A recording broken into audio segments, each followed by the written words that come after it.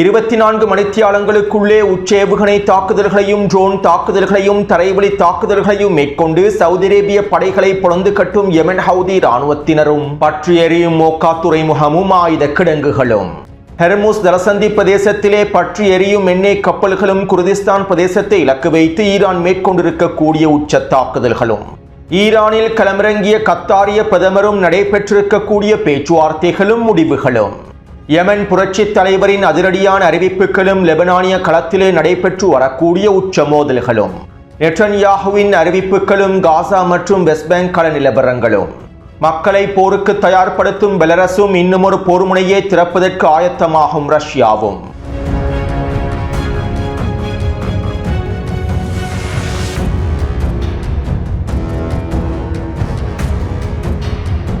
பிரித்தானியாவினுடைய பிரதமர் உக்ரைனுக்கான விஜயத்தின் போது உக்ரைனுக்கு தேவையான நீண்ட தூர ஏவுகணைகளை உற்பத்தி செய்வதற்கான அனுமதியை வழங்குவதாக அறிவித்திருந்தார். ரஷ்யாவுக்குள்ளே ஆழமான தாக்குதல்களை மேற்கொள்வதற்கு தேவையான ஸ்டோர்ம் ஷேடோ நீண்ட தூர ஏவுகணைகளை வழங்குவதற்கான அவற்றை உக்ரைனுக்குள்ளேயே உற்பத்தி செய்வதற்கான வேலை திட்டங்களை ஆரம்பிக்கப் போவதாகவும் உறுதியளித்திருந்தார். இதற்கமைவாக நேற்றைய தினம் பிரித்தானியாவினுடைய பாராளுமன்றத்தில் நீண்ட தூர ஸ்டோர்ம் ஷேடோ ஏவுகணைகளை உற்பத்தி செய்வதற்கான அவற்றினுடைய ப்ளூ பிரிண்ட்களை உக்ரைனுக்கு வழங்குவதற்கான முன்மொழிவுகள் முன்வைக்கப்பட்டிருந்தன. மேலும் குறித்த முன்மொழிவானது பிரித்தானிய அரசாங்கத்தினால் ஏற்றுக்கொள்ளப்பட்டுள்ளது. இதற்கமைவாக உக்ரைனிய களத்திலேயே நீண்ட தூர ஸ்டோர்ம் ஷேடோ ஏவுகணைகளை உற்பத்தி செய்வதற்கான ப்ளூ பிரிண்ட்கள் வழங்கப்பட்டிருப்பதாகவும் அதனுடைய தொழில்நுட்பங்கள் உக்ரைனுக்கு வழங்கப்பட்டிருப்பதாகவும் உறுதி செய்யப்பட்டுள்ளன. மேலும் பிரித்தானியாவும் பிரான்சும் ஜெர்மனியும் ஒன்றிணைந்து உக்ரைனிய களத்தில் பல தொழிற்சாலைகளை உருவாக்குவதற்கும் நீண்ட தூர ஏவுகணைகளை அவசரமாக வடிவமைப்பதற்கும் தேவையான நிதியுதவிகளை வழங்கப் போவதாகவும் தெரிவிக்கப்படுகின்றது. இந்த திட்டங்களுக்கு அமைவாக குறைந்தது இன்னும் 6 மாதத்திற்குள்ளேயே நீண்ட தூர ஸ்டோர்ம் ஷேடோ ஏவுகணைகள் உருவாக்கப்பட்டுவிடும் என தெரிவிக்கப்படுகின்றது. அத்தோடு ஐரோப்பாவில் இருக்கக்கூடிய ஆயுத உற்பத்தி தொழிற்சாலைகள் இலக்கு வைத்து ரகசியமான குழுக்களை பயன்படுத்தி தாக்குதல்களை மேற்கொள்வதற்கான அனைத்து விதமான வேலை திட்டங்களையும் ரஷ்யா மறைமுகமாக மேற்கொண்டு வருகின்றது. சில தொழிற்சாலைகள் இலக்கு வைத்து ஏற்கனவே தாக்குதல்களும் மேற்கொள்ளப்பட்டிருந்தன. ரஷ்யாவினுடைய மேற்கு பிரதேசத்திலும் அதிலும் குறிப்பாக வடமேற்கு பிரதேசத்திலும் அதிகளவான படைகள் குவிக்கப்பட்டு வருகின்றன. இப்படியான நிலைமையில் தற்போது பெலரஸ் நாடும் தங்களுடைய உச்செச்சரிக்கையை வெளிப்படுத்தியுள்ளது. இதற்கமைவாக பெலரஸ் நாடு தழுவிய இராணுவ பயிற்சிகளை மேற்கொள்ள வேண்டும் என்றும் பெலரஸ் நாட்டு மக்களுக்கான எச்சரிக்கைகள் வழங்கப்பட்டு அணிதிரட்டல்கள் மேற்கொள்ளப்பட வேண்டும் என்றும் அறிவித்துள்ளது. பெலரஸ் முழுவதும் இராணுவ தயார்படுத்தல் வேலை திட்டங்களும் பயிற்சிகளும் தொடர்ச்சியாக மேற்கொள்ளப்பட்டு வருகின்றன. ரஷ்யாவினுடைய எல்லை பிரதேசத்தை போன்று பெலரசினுடைய எல்லை பிரதேசத்திலும் அதிகளவான இராணுவம் குவிக்கப்பட்டு வருகின்றது. ஒரு மிகப்பெரிய போர்க்களத்தின் போது மக்கள் எவ்வாறு எச்சரிக்கையாக நடந்து கொள்ள வேண்டும் என்பது தொடர்பான அறிவுறுத்தல்களும் பெலரஸ் மக்களுக்கு பெலரஸ் அரசாங்கத்தினால் வழங்கப்பட்டு வருகின்றன. அது மட்டுமல்லாமல் வடக்கு உக்ரைனின் செர்னிகோவ் பிரதேசத்திலே அதிகளவான படைகளையும் ரஷ்யா குவித்து வருகின்றது. இந்த செர்னிகோவ் பிரதேசத்தை இலக்காக கொண்டு பெலரஸும் அதிகளவான படைகளையும் தயார்படுத்தல்களையும் மேற்கொண்டு வருகின்றது. அதாவது ரஷ்யா வடக்கு உக்ரைனின் செர்னிகோவ் பிரதேசத்தினூடாக இன்னும் ஒரு புதிய போர் முனையை திறப்பதற்கான வாய்ப்புகள் அதிகமாக இருப்பதாகவும் குறித்த பிரதேசத்தினூடாக போர் முனையை திறந்து உக்ரைனுக்கு அதிகளவான தாக்கத்தை ஏற்படுத்தக்கூடிய அடிகளை வழங்குவதற்கு தயாராகி வருவதாகவும் தெரிவிக்கப்படுகின்றது. அடுத்து வெஸ்ட் பேங்க் பிரதேசத்திலே பலஸ்தீனிய மக்களுக்கு எதிரான கொடூரங்களும் அட்டூழியங்களும் தொடர்ச்சியாக மேற்கொள்ளப்பட்டு வருகின்றன. வடக்கு வெஸ்ட் பேங்கில் இருக்கக்கூடிய பலஸ்தீனிய கிராமங்களை இஸ்ரேலிய ஆக்கிரமிப்பு நிலத்திடர்கள் முற்றுகையிட்டு பலஸ்தீனிய மக்களுக்கு எதிரான கொடூரங்களையும் மேற்கொண்டு வருகின்றார்கள். பலஸ்தீனிய மக்களுடைய இருப்பிடங்களை கைப்பற்றி அவர்களுடைய சொத்துக்களையும் வீடுகளையும் கடைகளையும் கொள்ளையடித்து அவர்களை தங்களுக்கு சொந்தமாக்கிக் கொள்வதற்காகவே இஸ்ரேலிய ஆக்கிரமிப்பு நிலத்திடர்கள் இவ்வாறான கொடூரங்களை மேற்கொண்டு வருகின்றார்கள். மேலும் இஸ்ரேலிய ஆக்கிரமிப்பு அரசாங்கமும் வெஸ்ட் பேங்க் வடக்கு பிரதேசத்தை இஸ்ரேலிய ஆக்கிரமிப்பு குடியேற்றங்களாக அறிவித்து வருகின்றது. நிதியமைச்சர் ஸ்மோட்ரிச்சினுடைய தலைமைக்கு கீழாலேயே பல பலஸ்தீனிய பிரதேசங்கள் இஸ்ரேலிய ஆக்கிரமிப்பு நிலத்திடர்களுடைய கட்டுப்பாட்டுக்கு கீழால் கொண்டு வரப்பட்டு வருகின்றன. இப்படியான நிலைமையில் ஐக்கிய நாடுகள் சபைக்கான இஸ்ரேலிய ஆக்கிரமிப்பினுடைய தூதர் இவ்வாறு தெரிவித்துள்ளார். வெஸ்ட் பேங்க் பிரதேசம் முழுவதும் எங்களுக்கு உரிமை இருக்கின்றது. வெஸ்ட் பேங்க் பிரதேசம் என்பது ஆக்கிரமிக்கப்பட்ட நிலம் அல்ல. வெஸ்ட் பேங்க் பிரதேசம் முழுவதும் எங்களுக்கு சொந்தமான பிரதேசமாகும். இந்த நிலத்தின் மீது எங்களுக்கு வரலாற்று உரிமை உண்டு.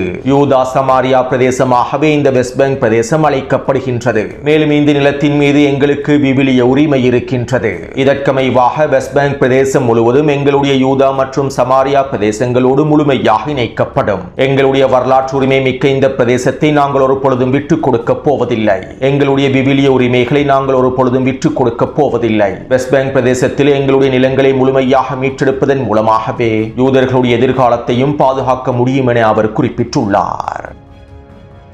அத்தோடு நெட்டன்யாகுவின் தேர்தல் பிரச்சாரங்கள் தோல்வியை நோக்கி நகர்ந்து கொண்டிருப்பதாக தெரிவிக்கப்படுகின்றது. இந்த தேர்தல் பிரச்சாரங்களில் வெற்றி அடைவதற்காக நெட்டன்யாகு இனி வரக்கூடிய நாட்களில் சில முடிவுகளை எடுக்கப் போவதாகவும் அடுத்த கட்ட போர் தொடர்பான முடிவுகளை அறிவிக்கப் போவதாகவும் இஸ்ரேலிய ஆக்கிரமிப்பு ராணுவ ஆய்வாளர்களும் கருத்துக்களை வெளியிட்டு வருகின்றார்கள். மேலும் நெட்டன்யாகுவின் லிக்குட் கட்சியானது மிகப்பெரிய ஆய்வறிக்கை ஒன்றை சமர்ப்பிப்பதற்கும் தயாராகி வருகின்றது.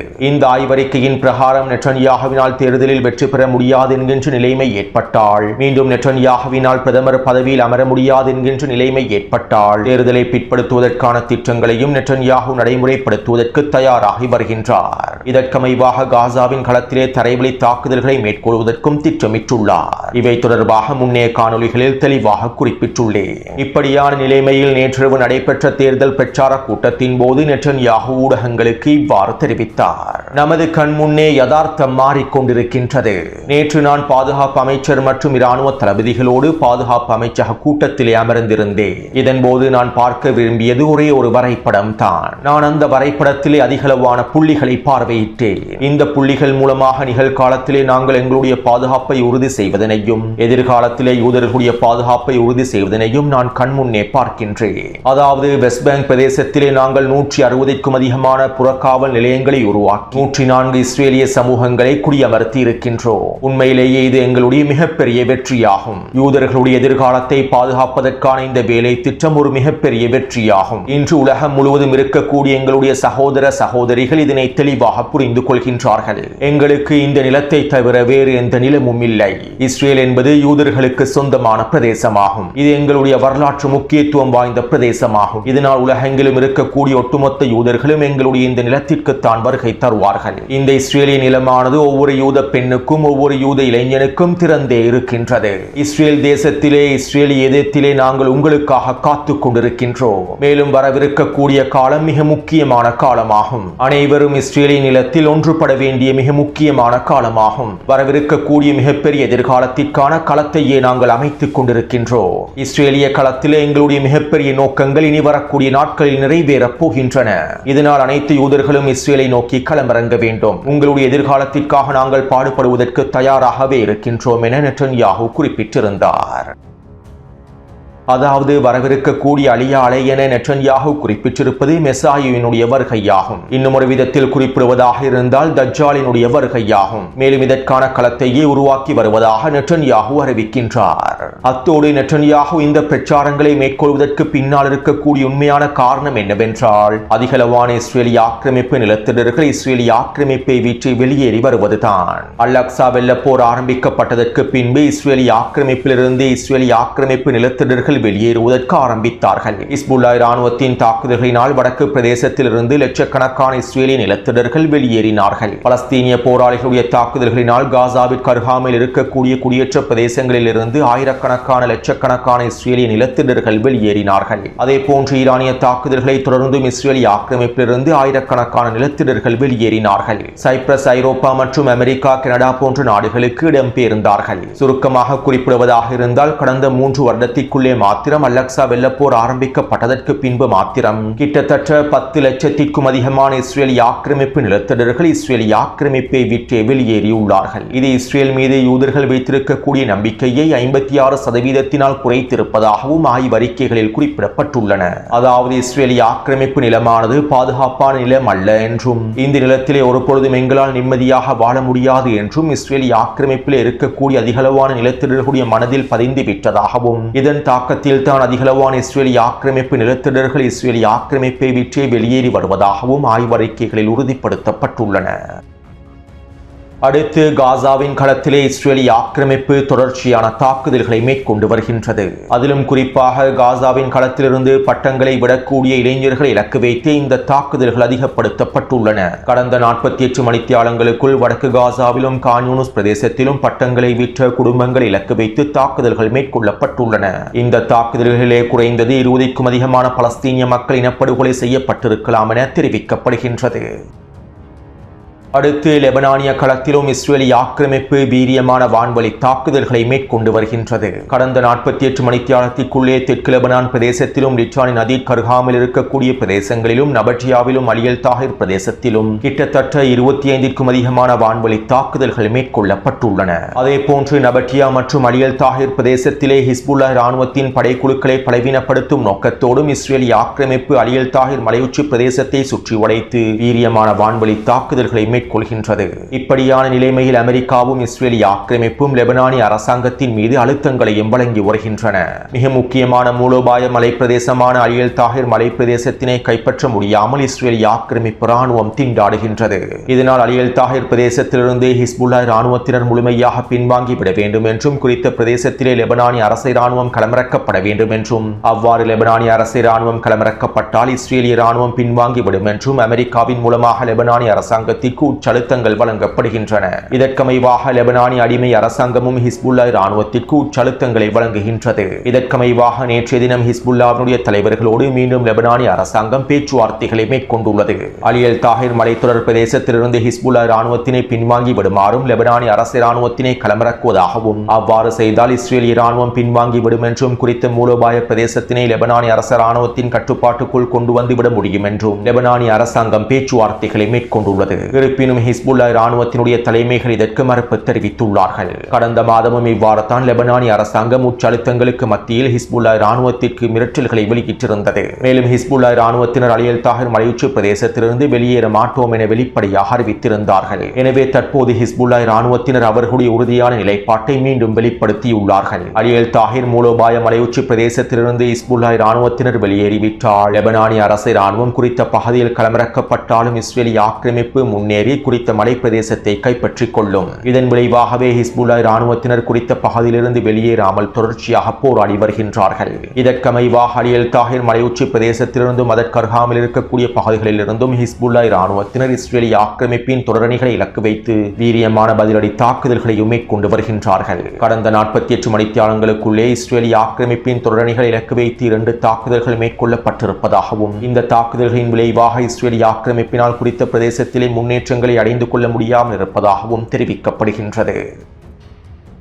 அடுத்து யெமன் அன்சாருல்லாவினுடைய புரட்சி தலைவர் அப்துல் மலிக் அவர்கள் விசேட அறிவிப்பொன்றை வெளியிட்டிருந்தார். இந்த இறுதிப் போரிலே நாங்கள் தொடர்ச்சியாக போராடுவோம். அமெரிக்க ஆக்கிரமிப்புக்கு எதிராகவும் ஜியோனிஸ் ஆக்கிரமிப்புக்கு எதிராகவும் அதனுடைய நட்பு நாடுகளுக்கு எதிராகவும் நாங்கள் தொடர்ச்சியாக போராடுவோம். ஜியோனிஸ் ஆக்கிரமிப்பு முழுமையாக அளிக்கப்படும் என்கின்ற வாக்குறுதி நிறைவேற்றப்படும் வரை நாங்கள் தொடர்ச்சியாக போராடுவோம். மேலும் ஜியோனிஸ் ஆக்கிரமிப்பு அளிக்கப்பட்டு ஒட்டுமொத்த பலஸ்தீனிய பிரதேசங்களும் மீட்டெடுக்கப்படும். இதற்கமைவாக பலஸ்தீனிய போராளிகளும் பலஸ்தீனிய மக்களும் தொடர்ச்சியாக போராடுவார்கள். நாங்களும் அவர்களுக்கு முழுமையான ஆதரவை வெளிப்படுத்துவோம். இந்த போரிலே நாங்கள் பலஸ்தீனிய மக்களுக்கான பலஸ்தீனிய போராளிகளுக்கான ஆதரவை ஒருபொழுதும் நிறுத்தப் போவதில்லை. அதே போன்று நாங்கள் ஈரானிய முஸ்லிம் மக்களோடும் ஒன்றிணைந்து நிற்கின்றோம். எதிர்ப்பற்றுகளோடு ஒன்றிணைந்து செயற்படுகின்றோம். எதிர்ப்பற்றுகளுக்கு இடையிலான ஒருங்கிணைப்பையும் நாங்கள் வலுப்படுத்துகின்றோம். இதற்கமைவாக ஆக்கிரமிப்பாளர்களையும் ஜியோனிஸ் ஆக்கிரமிப்பையும் எதிர்த்து தொடர்ச்சியாக போராடுவோம். யெமனின் களத்திலே தற்போது மிகப்பெரிய போர் நடைபெற்று வருகின்றது.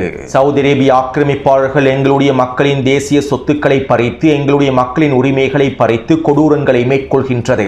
யெமன் முஸ்லிம்களுக்கு எதிராக இனப்படுகொலைகளை மேற்கொள்கின்றது. யெமன் மக்களுடைய உரிமைகளை பறித்து யெமன் மக்களுடைய விமான நிலையங்களையும் முற்றுகையிடுகின்றது. ஆனால் புனித நகரமான மக்கா மற்றும் மதீனாவிலே யூதர்கள் களமிறங்குவதற்கான அனுமதியையும் வழங்குகின்றது. ஜியோனிஸ் ஆக்கிரமிப்பு யூதர்களுக்கு மக்கா மதீனாவை திறந்து கொடுக்கின்றது. சவுதி அரேபியா ஆக்கிரமிப்பாளராகவும் ஜியோனிஸ் ஆக்கிரமிப்பினுடைய நண்பராகவுமே செயற்படுகின்றது. மேலும் ஜியோனிஸ் ஆக்கிரமிப்புக்கு முழுமையான ஆதரவை வழங்கக்கூடிய சவுதி அரேபிய ஆக்கிரமிப்பாளர்கள் மேற்கொள்ளக்கூடிய அனைத்து விதமான வேலை திட்டங்களுக்கும் யெமன் மக்களுக்கு எதிரான கொடூரங்களுக்கும் முழுமையான பொறுப்பை சுமப்பார்கள். எங்களுடைய அன்புக்குரிய யெமன் மக்கள் இறைவனிடமே உதவி தேடுகின்றார்கள். நாங்கள் இறைவனிடமே உதவி தேடுகின்றோம். இந்த சாத்தான்களின் நூற்றாண்டு ராஜ்யங்கள் முடிவுக்கு கொண்டு வரப்பட்டு யெமன் மக்களுடைய உரிமைகள் வழங்கப்பட வேண்டும் என நாங்கள் இறைவனிடமே கேட்கின்றோம். மேலும் இதற்காகவே நாங்கள் தொடர்ச்சியாக போராடுகின்றோம். வருகின்றோம். மத்திய கிழக்கை மாற்றுதல் மற்றும் இஸ்ரேலிய ஆக்கிரமிப்பை விரிவாக்குதல் என்கின்ற திட்டங்களுக்கு கீழாலேயே யெமன் பிரதேசம் குறிவைக்கப்படுகின்றது. இஸ்ரேலுக்கு சார்பான இஸ்ரேலிய ஆக்கிரமிப்பை ஏற்றுக்கொள்ளக்கூடிய ஒரு மத்திய கிழக்கு பிராந்தியத்தினை உருவாக்குவதற்காகவே சவுதி அரேபிய ஆக்கிரமிப்பாளர்களும் யெமன் மக்களை இலக்கு வைக்கின்றார்கள். எங்களுடைய தேசத்தின் மீது கொடூரங்களை அவிழ்த்து விடுகின்றார்கள். 12 ஆண்டுகளுக்கு மேலாக அமெரிக்க ஆக்கிரமிப்பின் முழுமையான ஆதரவை பெற்று சவுதி அரேபிய ஆக்கிரமிப்பு மேற்கொண்டு வரக்கூடிய கொடூரங்கள் அனைத்தையும் நாங்கள் முடிவுக்கு கொண்டு வர வேண்டும். இதற்கமைவாகவே யெமனின் களத்தில் எங்களுடைய போரானது விரிவடைந்து வருகின்றது என யெமன் அன்சாருல்லாஹ்வினுடைய புரட்சித் தலைவர் அப்துல் மலிக் அவர்கள் தெரிவித்துள்ளார். அடுத்து கடந்த 24 மணித்தியாலத்திற்குள்ளே யெமன் ஹவுதி இராணுவத்தினர் வீரியமான ஏவுகணை தாக்குதல்களையும் ட்ரோன் தாக்குதல்களையும் மேற்கொண்டு வருகின்றார்கள். இதற்கமைவாக மோக்கா துறைமுகத்திற்கு தெற்கு பகுதியில் இருக்கக்கூடிய பல இராணுவ கட்டளை தளங்களை இலக்கு வைத்தும் சவுதி அரேபியா மற்றும் அதனுடைய கூட்டுப்படைகள் நிலை கொண்டிருக்கக்கூடிய பிரதேசங்களை இலக்கு வைத்தும் உச்சேவுகணை தாக்குதல்களையும் ட்ரோன் தாக்குதல்களையும் மேற்கொண்டுள்ளார்கள். இந்த தாக்குதலினால் குறித்த பிரதேசத்திலே கிட்டத்தட்ட 5க்கும் அதிகமான வெடிப்புகள் பதிவாக இருப்பதாகவும் பல சவுதி அரேபிய அதிகாரிகளும் கூட்டுப்படை அதிகாரிகளும் கொத்து கொத்தாக அளிக்கப்பட்டிருப்பதாகவும் தெரிவிக்கப்படுகின்றது. அதே போன்று மாரி பிரதேசத்திலும் ஹதர்மோத் பிரதேசத்திலும் நிலை கொண்டிருக்கக்கூடிய சவுதி அரேபிய கூட்டுப்படைகளுக்கு எதிராகவும் ட்ரோன் தாக்குதல்களும் ஏவுகணை தாக்குதல்களும் மேற்கொள்ளப்பட்டுள்ளன. இந்த தாக்குதல்களிலே சவுதி அரேபிய கூட்டுப்படைகளின் தொடரணிகள் சிதைக்கப்பட்டிருப்பதாகவும் பல போர் வாகனங்கள் அளிக்கப்பட்டிருப்பதாகவும் உறுதி செய்யப்பட்டுள்ளன. மேலும் யெமனின் வான்பரப்பிலே யெமன் ஹவுதிகளுக்கு எதிரான கண்காணிப்பை மேற்கொள்வதற்காக களமிறக்கப்பட்டிருந்த சவுதி அரேபியாவினுடைய 2 மிகப்பெரிய ட்ரோன்களை இலக்கு வைத்தும் தாக்குதல்களை மேற்கொண்டுள்ளார்கள். இந்த தாக்குதலிலே 2 ட்ரோன்களும் சுட்டு வீழ்த்தப்பட்டிருப்பது உறுதி செய்யப்பட்டுள்ளது. மேலும் இதற்கு பதிலடியாக இன்றிரவு யெமன் ஹவுதி இராணுவத்தினர் சவுதி அரேபியாவின் எண்ணெய் தளங்கள் இலக்கு வைத்து மீண்டும் தாக்குதல்களை மேற்கொள்ளலாம் என்றும் எதிர்பார்க்கப்படுகின்றது. அதே போன்று தரைவழி தாக்குதலிலே தாய்ஸ் மற்றும் அத்தாலி பிரதேசத்திலே உச்ச மோதல்கள் நடைபெற்று வருகின்றன. தாய்ஸினுடைய பல குன்று பிரதேசங்களை இலக்கு வைத்தும் ஏவுகணை தாக்குதல்கள் மேற்கொள்ளப்பட்டுள்ளன. மேலும் இலக்கம் 4 நாளும் 5 நாளும் குறிப்பிடப்பட்டிருக்கக்கூடிய தாய்ஸ் மற்றும் அத்தாலி பிரதேசத்தினூடாக யெமன் ஹவுதி இராணுவத்தினர் முன்னேறி இருப்பதாகவும் பல பிரதேசங்களை தங்களுடைய கட்டுப்பாட்டுக்குள் கொண்டு வந்திருப்பதாகவும் தெரிவிக்கப்படுகின்றது. அதே போன்று பாபல் மண்ட பிரதேசத்திற்கு அருகாமையில் இருக்கக்கூடிய ஜுகோர் தீவை இலக்கு வைத்து யெமன் ஹவுதிகள் தாக்குதல்களை மேற்கொண்டுள்ளார்கள். யெமன் ஹவுதி கடற்படை படகுகள் களமிறங்கி ஜுகோர் தீவை கைப்பற்றுவதற்கான தாக்குதல்களை மேற்கொண்டுள்ளார்கள். இன்று அதிகாலை வேளையிலேயே இந்த கடற்படை மோதல்கள் நடைபெற்றிருப்பதாகவும் இதன்போது பல சவுதி அரேபிய கூட்டுப்படைகளின் படகுகள் மூழ்கடிக்கப்பட்டிருப்பதாகவும் தெரிவிக்கப்படுகின்றது. அதாவது யெமன் ஹவுதி இராணுவத்தினர் குறித்த வரைபடத்திலே காண்பிக்கப்பட்டிருக்கக்கூடிய ஜுகோர் தீவை கைப்பற்றுவதற்கான தாக்குதல்களை மேற்கொண்டு வருகின்றார்கள். யெமன் ஹவுதிகளுடைய கடற்படையே இந்த தாக்குதல்களை மேற்கொண்டு வருகின்றன. மேலும் இந்த ஜுகோர் தீவை கைப்பற்றினால் மோக்கா துறைமுகத்தை இலக்கு வைத்தும் கடல் வழியாக தரைவழி தாக்குதல்களை மேற்கொள்ள முடியும். அதே போன்று டிஜிபவுட்டில் இருந்து தாக்குதல்களை மேற்கொள்வதற்கு திட்டமிட்டிருக்கக்கூடிய சவுதி அரேபியாவுடைய முயற்சிகளையும் தோற்கடிக்க முடியும். இதற்கமைவாகவே தற்போது யெமன் ஹவுதி இராணுவத்தினர் குறித்த தீவை கைப்பற்றுவதற்கான வேலை திட்டங்களை வேகப்படுத்தி இருப்பதாகவும் குறிப்பிடப்படுகின்றது. அடுத்து ஹெர்முஸ் ஜலசந்தி பிரதேசத்திலே அனைத்து கன்னிவெடிகளையும் முழுமையாக நீக்கிவிட்டதாக டொனால்ட் ட்ரம்ப் அறிவித்திருந்தார். இருப்பினும் எந்தவிதமான கன்னிவெடிகளும் நீக்கப்படவில்லை. இவை தொடர்பான உறுதிப்படுத்தப்பட்ட தகவல்கள் எங்களுக்கு கிடைக்கப்பெறவில்லை. கன்னிவெடிகள் ஹெர்முஸ் ஜலசந்தி பிரதேசத்திலிருந்து நீக்கப்பட்டதற்கான ஆதாரங்கள் வெளிப்படுத்தப்படவில்லை என அடிமை அரபுகள் கப்பல் நிறுவனங்களுக்கு தனிப்பட்ட முறையில் அறிவித்துள்ளன. அதாவது டொனால்ட் ட்ரம்பினுடைய பேச்சை கேட்டு கப்பல் நிறுவனங்கள் ஹெர்முஸ் ஜலசந்தி பிரதேசத்தினை கடந்து விட வேண்டாம் என்றும் கன்னிவெடிகள் இன்னும் அகற்றப்படவில்லை என்றும் அடிமை அரபு அவர்களோடு சம்பந்தப்பட்டிருக்கக்கூடிய கப்பல் நிறுவனங்களுக்கு அறிவுறுத்தல்களை வழங்கியுள்ளார்கள். அத்தோடு நள்ளிரவு வேளையில் இந்தியாவுக்கு சொந்தமான ஹனா என்கின்ற எண்ணெய் கப்பலானது ஹெர்முஸ் ஜலசந்தி பிரதேசத்தை கடப்பதற்கு முயற்சி செய்துள்ளது. இதன்போது ஈரானிய கடற்படையினர் எச்சரிக்கை தாக்குதல்களை மேற்கொண்டுள்ளார்கள். இதைத் தொடர்ந்து குறித்த எண்ணெய் கப்பலானது இந்தியாவுடைய எண்ணெய் கப்பலானது பின்வாங்கி இருப்பதாக தெரிவிக்கப்படுகின்றது. மேலும் இதைத் தொடர்ந்து குவைட்டுக்கு சொந்தமான எண்ணெய் கப்பல் ஒன்று ஹெர்முஸ் ஜலசந்தி பிரதேசத்தை நோக்கி நகர்வதற்கு முயற்சி செய்துள்ளது. ஓமானிய வழித்தடத்தின் மூலமாகவே குறித்த எண்ணெய் கப்பலானது நகர்வதற்கு முயற்சி செய்துள்ளது. இதன்போது ஈரானிய ராணுவத்தினர் குறித்த எண்ணெய் கப்பல் இலக்கு வைத்து தாக்குதல்களை மேற்கொண்டுள்ளார்கள். இந்த தாக்குதலினால் குறித்த எண்ணெய் கப்பலினுடைய என்ஜின் அறைகளில் தீப்பரவல் ஏற்பட்டுள்ளது. இந்த தாக்குதலிலே குறித்த எண்ணெய் கப்பலானது சிதைவடைந்திருப்பதாகவும் ஹெர்முஸ் ஜலசந்தி பிரதேசத்திலிருந்து பின்வாங்கி வருவதாகவும் தெரிவிக்கப்படுகின்றது. அத்தோடு இன்றைய தினம் கத்தாரினுடைய பிரதமரும் வெளியுறவுத்துறை அமைச்சருமாக செயற்படக்கூடிய அத்தானி அவசரமாக ஈரானிலே களமிறங்கியுள்ளார். மீண்டும் ஹெர்முஸ் ஜலசந்தி பிரதேசத்தை முழுமையாக திறப்பது தொடர்பாகவும் அமெரிக்காவுடனான புரிந்துணர்வு ஒப்பந்தத்தினை நடைமுறைப்படுத்துவது தொடர்பாகவும் எதிர்கால நடவடிக்கைகள் தொடர்பாகவும் விவாதங்களை பேச்சுவார்த்தைகளை மேற்கொள்வதற்காகவே கத்தாரிய பிரதமர் அவசரமாக ஈரானில் களமிறங்கி இருப்பதாக தெரிவிக்கப்படுகின்றது. அதாவது கத்தார் மிகப்பெரிய பொருளாதார நெருக்கடிகளுக்குள் சிக்கிக் கொண்டுள்ளது. முன்னே காணொலிகளில் இவை தொடர்பாக நான் தெளிவாக குறிப்பிட்டிருந்தேன். இருந்தே. மேலும் கத்தாரினுடைய LNG உற்பத்தியானது 96% குறைவடைந்துள்ளது. இப்படியான நிலைமையில் தற்போது ஹெர்முஸ் ஜலசந்தி பிரதேசத்தை அவசரமாக திறந்து ஹெர்முஸ் ஜலசந்தி பிரதேசத்தின் வழியாக போக்குவரத்தை மேற்கொள்வதற்கும் கத்தாரி எண்ணெய் மற்றும் எரிவாயு கப்பல்களை நகர்த்துவதற்கும் பேச்சுவார்த்தைகளை மேற்கொள்வதற்காகவே கத்தாரிய பிரதமர் அவசரமாக ஈரானில் களமிறங்கி இருப்பதாகவும் தெரிவிக்கப்படுகின்றது. அத்தோடு ஈரானினுடைய 3 விமானிகள் கத்தாரிலே பணைய கைதிகளாகவே இருக்கின்றார்கள். இவை தொடர்பாக கத்தார் இன்னும் வெளிப்படையாக அறிவிக்கவில்லை. கத்தாரில் இருக்கக்கூடிய அமெரிக்க தளம் ஒன்றிலேயே இவர்கள் மறைத்து வைக்கப்பட்டிருப்பதாக தெரிவிக்கப்படுகின்றது. மேலும் 3 ஈரானிய பணைய கைதிகளை வைத்தும் கத்தார் காய் நகர்த்தல்களை மேற்கொள்வதற்கு திட்டமிட்டிருக்கலாம் என தெரிவிக்கப்படுகின்றது. அத்தோடு ஈரான் குர்திஸ்தான் பிரதேசத்தை இலக்கு வைத்து தொடர்ச்சியான தாக்குதல்களை மேற்கொண்டு வருகின்றது. இதற்கமைவாக நேற்றிரவு குர்திஸ்தானினுடைய ஏபில் பிரதேசத்திலும் சுலைமானியா பிரதேசத்திலும் கிட்டத்தட்ட 6க்கும் அதிகமான ட்ரோன் தாக்குதல்களும் ஏவுகணை தாக்குதல்களும் மேற்கொள்ளப்பட்டுள்ளன. இந்த தாக்குதல்களிலே குர்திஸ் பிரிவினைவாதிகளுடைய பல தளங்கள் அளிக்கப்பட்டிருப்பதாகவும் முக்கியமான தலைமையகங்கள் அளிக்கப்பட்டிருப்பதாகவும் பல பிரிவினைவாத தளபதிகள் அளிக்கப்பட்டிருப்பதாகவும் தெரிவிக்கப்படுகின்றது. எனவே இந்த காணொளி தொடர்பான கருத்துக்களை பதிவிடுங்கள். தொடர்ந்தும் என்னுடன் இணைந்திருங்கள். நன்றி, வணக்கம்.